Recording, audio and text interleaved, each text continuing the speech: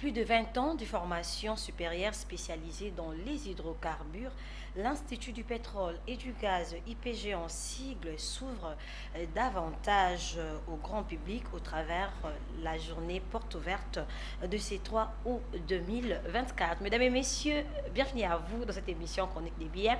Aujourd'hui, nous avons le réel plaisir de recevoir pour vous un ingénieur pétrolier, les hydrocarbures. Lui, c'est l'ingénieur James Osako. C'est avec lui que nous allons échanger, parler de la journée porte ouverte organisée le 3 août 2024 à l'UPJ. Alors, mesdames et messieurs, comme je l'ai dit, bienvenue à vous. Si vous voulez participer à cette émission, n'hésitez surtout pas de nous écrire au numéro qui est justement affiché au bas de vos écrans. Alors, Benny Moni, c'est moi. Vous nous suivez de partout. Vous êtes fidèles, accro à ces programmes, Chronique des BM. Alors, nous vous aimons beaucoup. Une fois de plus, bienvenue à vous. Alors, ingénieur James Osako, bienvenue et merci de répondre à notre invitation. Merci beaucoup et le plaisir est partagé. Voilà, c'est pour vous une première de partager ces plateaux, Chronique des BM. Nous sommes très ravis de vous recevoir et quelles sont vos impressions? Bon, je suis ébloui d'abord par l'image, par votre divinité, puisque vous êtes la divine Merci. de la presse. Merci. Et par la qualité qu'on a trouvée, l'accueil des Numérica, tout ce qui va avec. En tout cas, nous sommes très ravis. Voilà, on vous voit plus dans les médias. Ben, les gens se demandent un peu de mots qui est James Osako. Comme j'ai l'habitude de le dire, James Osako, c'est d'abord en résumé un visionnaire. Parce que nous sommes un peu de ces personnes-là qui touchent à tout. De formation, je suis ingénieur en raffinage et pétrochimie. Je suis aussi ingénieur en environnement et doctorant dans plusieurs domaines dont je préfère taire la filière, notamment les 2 premières filières. Nous continuons les études et nous étudions dans d'autres domaines. En outre, au plan professionnel, je suis le représentant de la multinationale des fournitures de produits pétroliers Sahara Énergie. Je suis assistant à l'Institut du pétrole et des gaz depuis 2010. Et aussi, je suis entrepreneur. J'ai mes petites boîtes, notamment l'établissement James, Osti Oil SRL. Et aussi, il y a beaucoup d'ONG sous ma supervision. En homme spirituel, je suis chrétien. Et en homme politique, je suis candidat malheureux, mais en 2028, je pense que les choses vont s'améliorer. Voilà, alors, homme de plusieurs casquettes, vraiment, ces parcours si brillants, je pense que ça édifie plusieurs personnes qui nous suivent. Alors, vous êtes assistant à l'IPJ, à l'Institut Pétrole et du Gaz. Alors, un peu de mots, c'est quoi l'IPJ qui est généralement méconnu du grand public, hein? Oui, l'IPG est méconnu. L'IPG, comme je peux résumer, c'est comme un héros dans l'ombre. L'IPG, Institut du pétrole et des gaz, c'est la première institution qui a eu à former la main-d'œuvre qualifiée dans le secteur pétrolier en RDC. L'IPG est transformé sous plusieurs formes, mais sa forme primordiale IZP, c'était la pensée du fait maréchal Mobutu pendant qu'il traitait avec Chevron. Il voulait avoir la main-d'œuvre locale mais qualifiée, toujours dans le contexte des aéronisations. Et du coup, il voulait que tout soit local pour la fierté de ces grands aïeux. Et ça a pris naissance à partir de cette initiative, de cette pensée, de ce courant de pensée. Et ça a évolué dans le temps, mais dans sa forme IPG, depuis que ça existe, ça a formé plusieurs ingénieurs dans la sous-région. Il n'y a pas que seulement le Congolais d'ici. Il y a les Congolais de Brazza, les Angolais, les Gabonais, les Camerounais, plusieurs nationalités. Ceux qui connaissaient au moins dans le secteur pétrolier l'impact de l'IPG sont passés par là. Donc c'est une institution qui forme plusieurs personnes dans plusieurs filières pétrolières, notamment dans la filière d'ingénierie pétrolière, d'économie pétrolière, de logistique pétrolière. Beaucoup de filières, on le trouve à l'Institut du pétrole et du gaz. D'ailleurs, c'est l'institut inspirateur du programme national de l'enseignement supérieur dans le cursus pétrolier. Et c'est cet institut qui a inspiré des options au niveau de l'humanité telles que la pétrochimie, des options qui étaient beaucoup rares, mais avec l'existence de l'IPG, on a pu quand même améliorer les choses. Donc c'est un géant caché, un euro caché qui n'est pas connu du grand public, mais nous travaillons pour faire voir aux gens qu'il y a un géant quelque part qui fait la fierté de la République démocratique Congo en matière pétrolière. Voilà, parlons de la journée porte ouverte organisée le 3 août 2024. Qu'en était-il exactement, ingénieur James?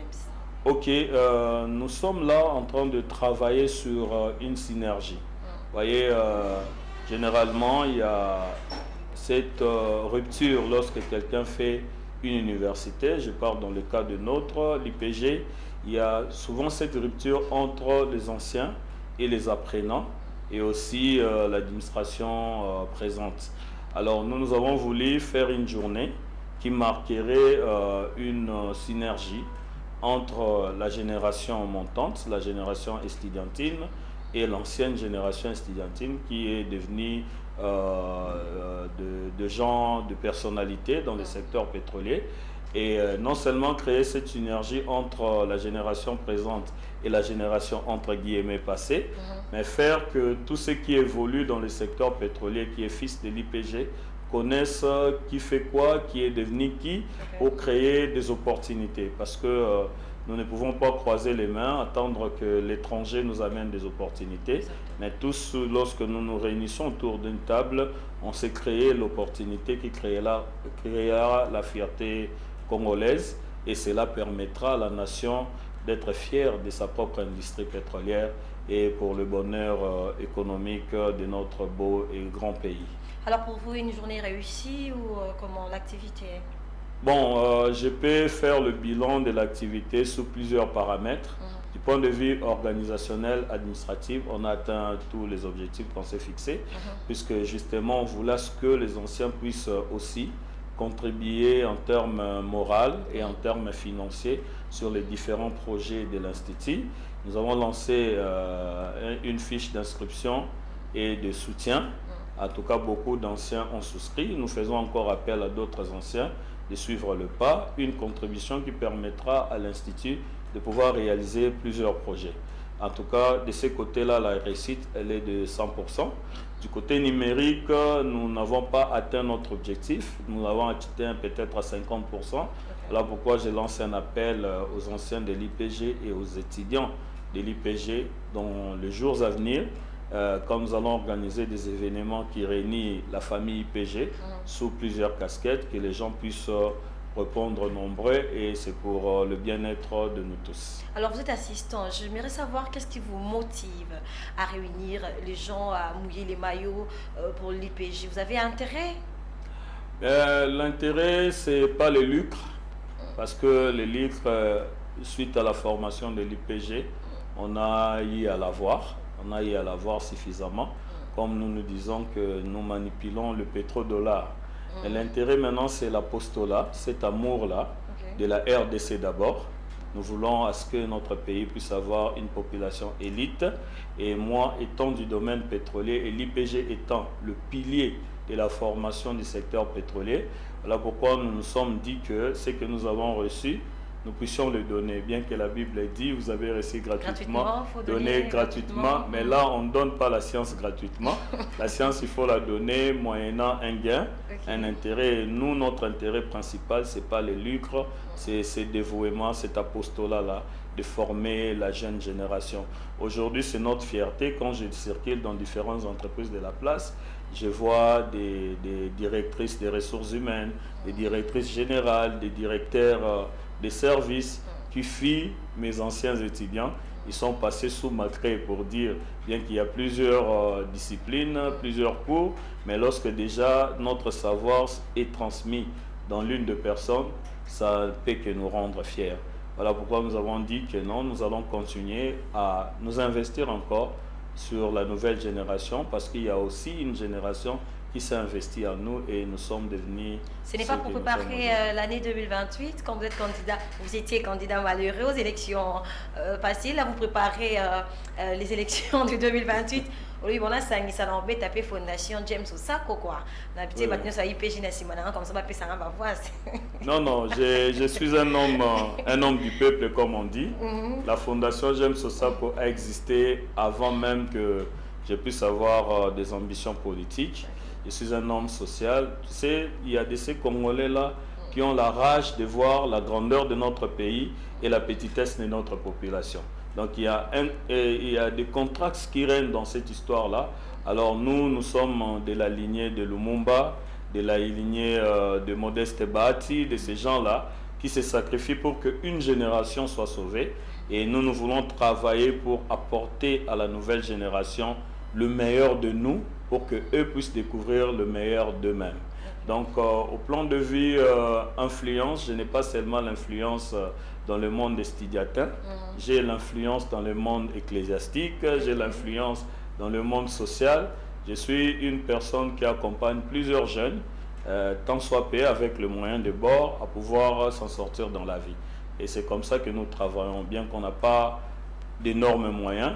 Mais James Osako, c'est quelqu'un qui, lorsqu'un étudiant n'a pas un frais pour présenter ses examens, il peut acheter un $10, un $20 sans ambition politique. C'est d'abord par amour de la patrie, par amour qu'on a de nous-mêmes et par ce bien vouloir de bien faire pour un avenir radieux du Congo par les canaux de tous les endroits que nous fréquentons. En l'occurrence l'Institut du pétrole et du gaz. Voilà, nous allons prendre l'intervention, les 7 éléments, intervention d'un monsieur qui était aussi présent à cette journée porte ouverte, et puis on va revenir tout juste après.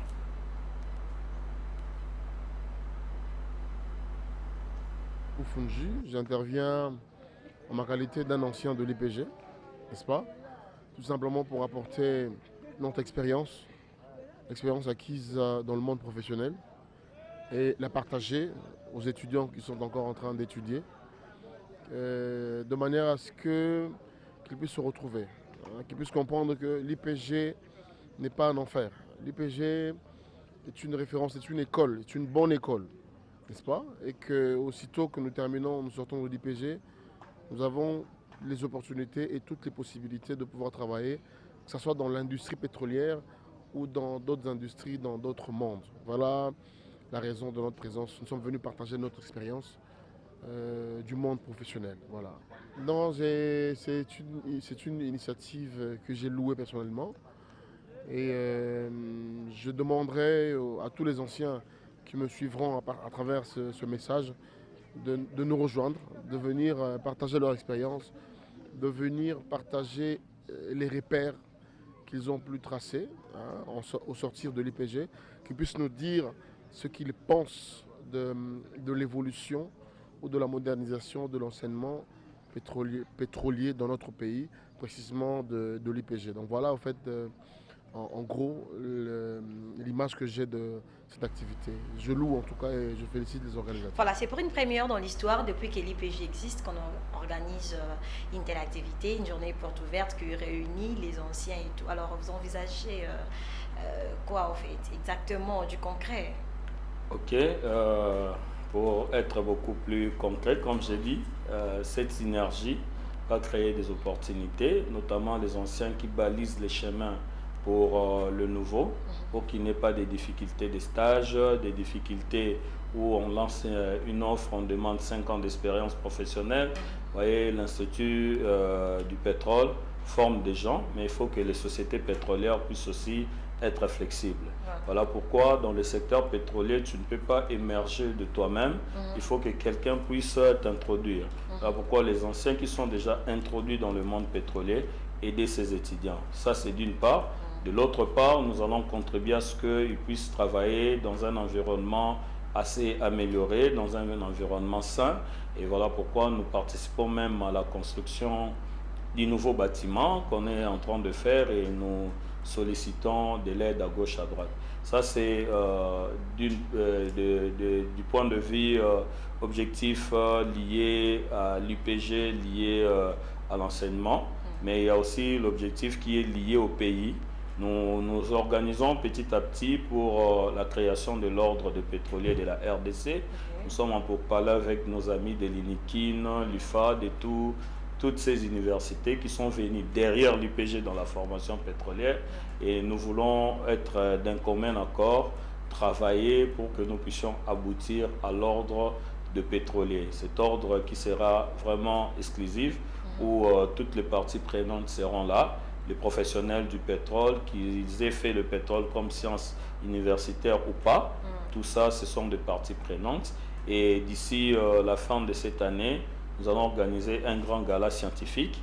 Et avant ces galas, nous avons des activités telles que Monde après le pétrole, parrainé par l'ingénieur Pepito Sakasaka. Lui, c'est la tête pensante, c'est parmi nos collaborateurs et nous pensons, nous visons grand, nous pensons IPG, nous pensons l'enseignement supérieur dans le secteur pétrolier et nous pensons RDC. Vous savez, madame, c'est une fierté que votre pays puisse avoir des experts dans une science où les gens s'en inventent. Par exemple, la science pétrolière n'est pas une petite science et le lucre qui vient du pétrole n'est pas moindre. Alors du coup, à l'extérieur de Moyen-Orient et tout ça, les gens qui ont reçu la technologie venant de l'Europe et nous aussi, Africains, nous voulons créer une certaine fierté pour dire que non, en tout cas dans ce secteur, nous avons des experts, nous pouvons. Et surtout que le pétrole, c'est un secteur qui touche tous les secteurs d'activité. Donc, comme on dit dans notre jargon, tout est pétrole.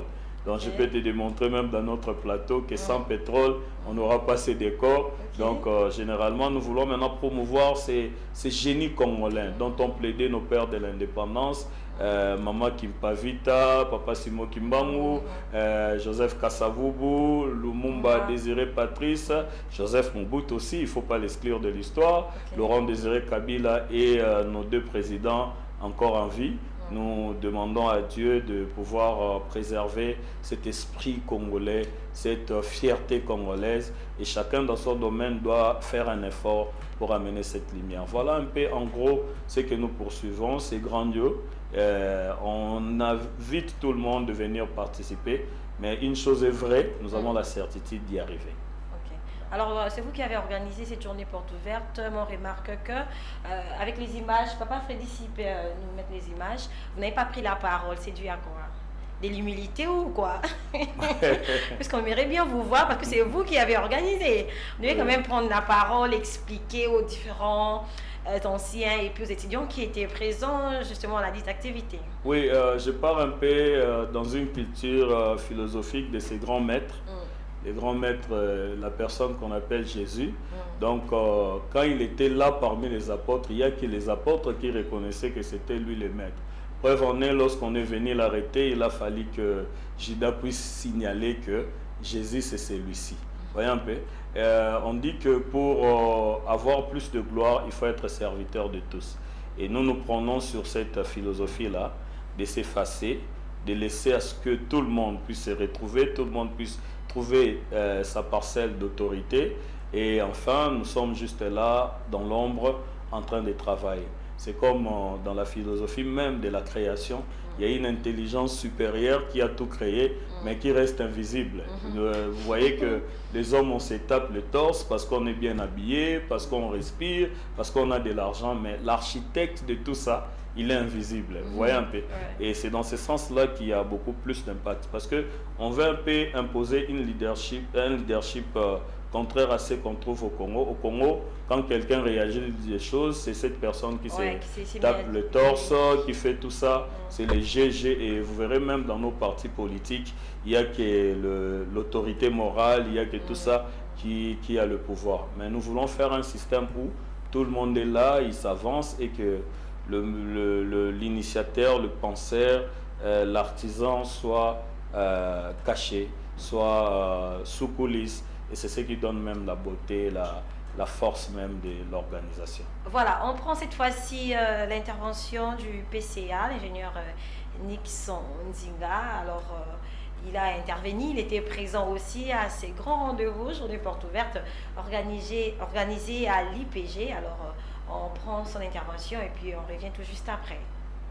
Ouman m'a donné cours. Nous, à notre époque, il y avait la partie écrite et puis la partie orale. Il m'a donné cours de thermodynamique, thermodynamique, construction pétrolière. Il m'a donné technique de raffinage. Nous, en tant que foreur, il y avait cours de technique de raffinage il y avait cours de technique de raffinage en deuxième. Il m'a donné installations pétrolières, techniques de raffinage, thermodynamique, je crois 4 cours. En thermodynamique, études de moteur. Je me rappelle, bon, j'ai eu cette chance de faire toujours des bons points. On a fait la partie écrite, la partie orale. Il me dit non, tu as bien fait, mais il y a une partie, tu n'as pas exprimé que lors du démarrage du moteur, il y a toujours, c'est comme un gougou. Je regarde, j'ai aussi au gougou à la grande exprimandée. Donc nous avons voulu à ce que toutes ces personnes qui nous ont enseigné, les Wangwamba, les restes là, pour que vous aussi, ceux qui sont là ou ceux qui nous ont remplacés après, expérimentent la même chose. D'avoir des personnes qui enseignent, qui sont très éclairées, et ils ne vont pas vous enseigner seulement la science. Moi, M. Omana m'a aussi enseigné l'art. L'art du raffinage et puis l'art de l'ingénieur. Avoir cette polyvalence et de ne pas être complexé. Donc aujourd'hui, les anciens de l'IPG et les nouveaux, si nous ne faisons rien, l'IPG peut disparaître. Comme nous, on est sorti de l'ISEP, Institut zéro de pétrole, qui a disparu. Donc nous avons besoin de votre participation aux activités de l'IPG, aux demandes de l'IPG, afin que l'IPG continue. Sinon, ça va mourir. Nous pensons que la manière dont les cours sont dispensés à ce jour, nous pensons améliorer. Il y a eu un rapport d'une équipe qui a été mise en place pour ça. Et je crois que nous voulons de plus en plus améliorer notre enseignement. La fois dernière, j'étais avec Maman Yvonne, DG à Perenco. Elle m'a dit la même chose. Nixon, vous devez voir avec vos programmes, nous proposer quelque chose. Vous garderez à l'esprit qu'au jour d'aujourd'hui, beaucoup de nos étudiants qui travaillent là à Manda ont épaté. Moi, j'étais encore là quand j'étais enseignant. Il y a eu Lambert, qui est aujourd'hui au Gabon. Lambert épaté tellement notre directeur d'opération m'a appelé. Il fit mon stagiaire, François, il me dit, Nixon, on a un gars qui est ici, il va te dépasser. C'est un génie. Ingénieur James Osako, nous avons suivi l'intervention du PCA de l'IPG, lui également était présent à cette journée porte ouverte. Alors, un mot de votre part par rapport à son intervention. Et bon, le PCA de l'IPG, l'ingénieur Nixon, que j'ai salué en passant, c'est mon vieux personnel, c'est aussi notre coach, parce que c'est lui qui nous a donné en fait cette flamme-là de s'estimer, d'aimer l'IPG. Et parce que je me rappelle un moment, il a eu à nous dire que quand il était à la Perenco Rep, tous ceux qui venaient comme stagiaires français blancs étaient sous sa direction. Il y avait des problèmes que lui résolvait. Et il y a une personne qui était curieuse, demandant s'il avait fait l'Institut pétrole et l'Institut français du pétrole. Alors, M. Nixon dira que non, j'ai fait mon pétrole à l'IMET. Vous voyez un peu. Et ça fait vraiment une fierté. Et après cela, on a connu des amis comme Chipolo, tout ça. Et aussi, ils ont y encadré des stagiaires venant de l'Institut français du pétrole. Et ça créait une certaine fierté, un certain ego. Excusez-moi les termes, on n'aime pas trop être orgueilleux, mais ça fait quand même du bien, cette fierté. Alors, M. Nixon, il a pris la parole juste pour encourager cette synergie entre anciens et nouveaux, chose qu'il a toujours fait.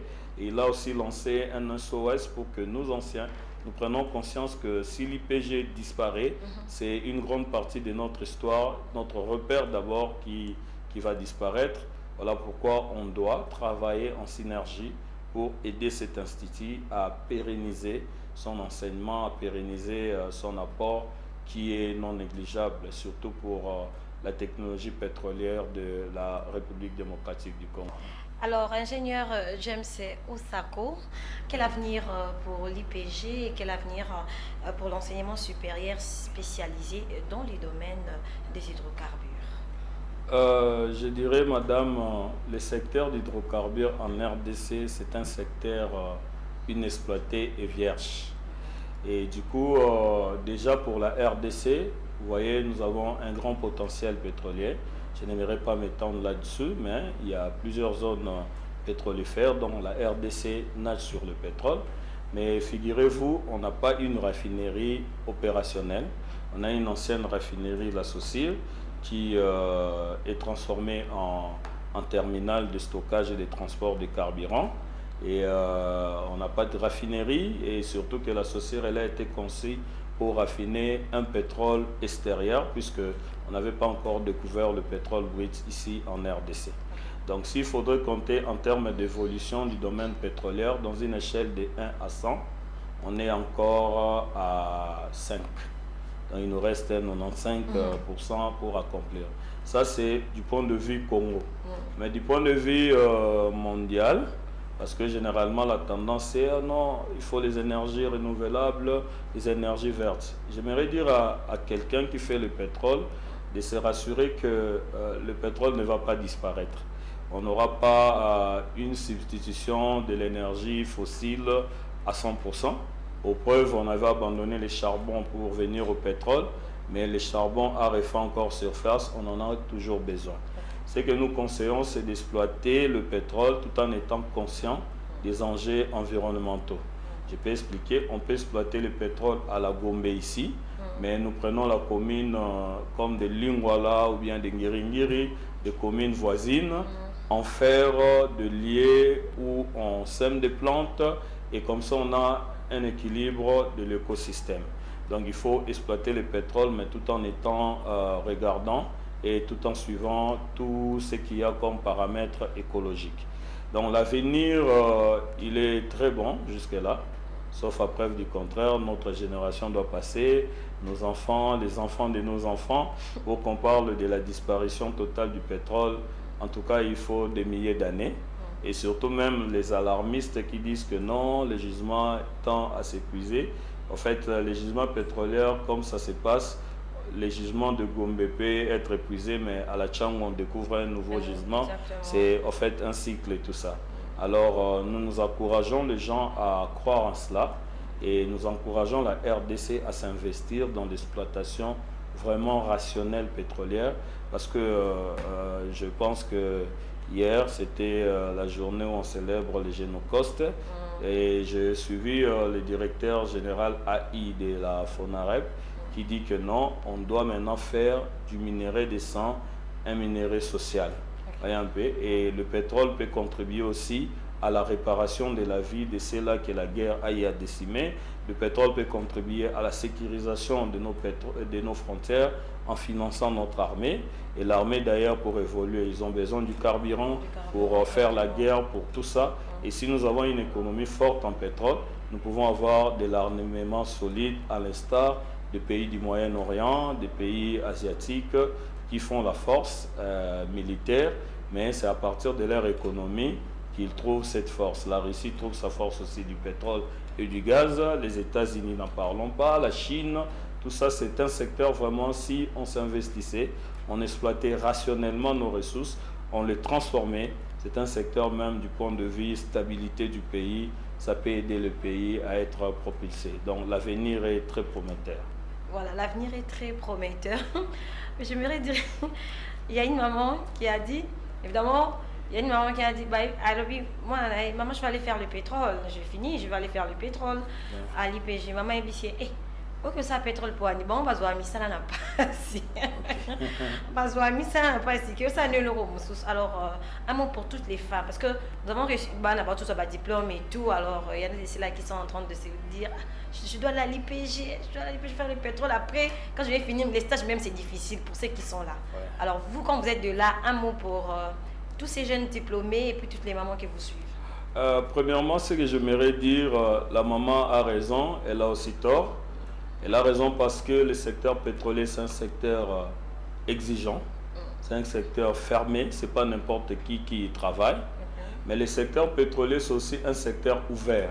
Ouvert dans ce sens parce que l'industrie pétrolière, ce n'est pas une industrie monodisciplinaire, c'est une industrie pluridisciplinaire. Donc je pense que dans une industrie pétrolière, on a besoin de polytechniciens, on a besoin de chimistes, on a besoin de pétroliers, on a besoin des économistes, on a besoin de toutes ces tendances, parce que les industries pétrolières sont des industries gigantesques, même en termes d'exploration-production, passant par le raffinage jusqu'à la commercialisation. Dans les opportunités pétrolières, quand tu es de l'IPG, elle n'est pas seulement nationale, elle est aussi internationale. Moi, par exemple, je travaille pour une firme qui a sa direction à Genève, en Suisse, mais on m'a engagé avec mon étude du pétrole au niveau de l'IPG. Donc, j'ai un contrat international, je n'ai pas un contrat national. Mais nous travaillons pour le bien-être de la nation, pour que les carburants ne manquent pas dans nos différentes stations et dans nos véhicules. Et il y a d'autres qui ont fini à l'IPG, qui évoluent au Canada, qui évoluent aux États-Unis, seulement par leur formation de l'IPG. Il y a même un ami qui travaille aux États-Unis, il a étudié, il a continué ses études là-bas, il travaille là-bas, il veut maintenant faire le Canada. Dernièrement, j'ai fait ses démarches, c'est M. Ben Benokuta, que j'ai salué en passant. Vous voyez, c'est pas non plus d'opportunité. Là, c'est d'une part. D'autre part, à l'IPG, on ne forme pas des quémandeurs d'emploi, on forme des créateurs d'emploi. Tu peux être quémandeur d'emploi juste pour te faire la santé financière et après toi-même entreprendre. C'est vrai que pour devenir entrepreneur dans le secteur pétrolier, ça demande beaucoup de moyens, mais avec la volonté, il y a des gens qui ont travaillé dans certaines sociétés et aujourd'hui, ce sont des DG, des sociétés commerciales. Vous voyez, aujourd'hui, les stations-service commencent à se multiplier. Donc, il y a des opportunités, surtout en aval pétrolier. L'aval, c'est l'après-raffinage. Mais en amont, nous voulons créer des opportunités avec la volonté du gouvernement pour que et l'amont, et le centre, et l'aval de la chaîne pétrolière puissent apporter beaucoup de boulot, ainsi de suite. Mais d'autre part, celui qui est passé vraiment sur le canal de l'IPG, sur le banc de l'IPG, si je peux le dire ainsi, est capable de créer l'emploi, même dans plusieurs domaines. Il est capable de s'entretenir et d'aller de l'avant.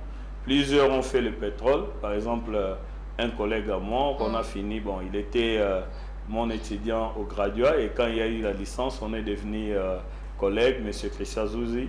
Aujourd'hui, si je te dis que c'est un banquier, tu ne croiras pas. Okay. C'est un banquier chargé de crédit. Ouais. Oui, il a quitté le pétrole vers la banque. Mais seulement, c'est par le cogito, l'intelligence qu'il a acquis au niveau de l'IPG. Parce qu'on ne donne pas seulement du lundi au vendredi pétrole, non. On donne pétrole et tel domaine, pétrole et tel autre domaine. De sorte que quand quelqu'un finit dans le pétrole, par exemple ceux qui font l'économie et gestion pétrolière sont capables de travailler dans tous les services économiques qu'on a dans la place, dans des banques, dans des entreprises de commerce général, dans plusieurs sociétés, ils sont capables de travailler.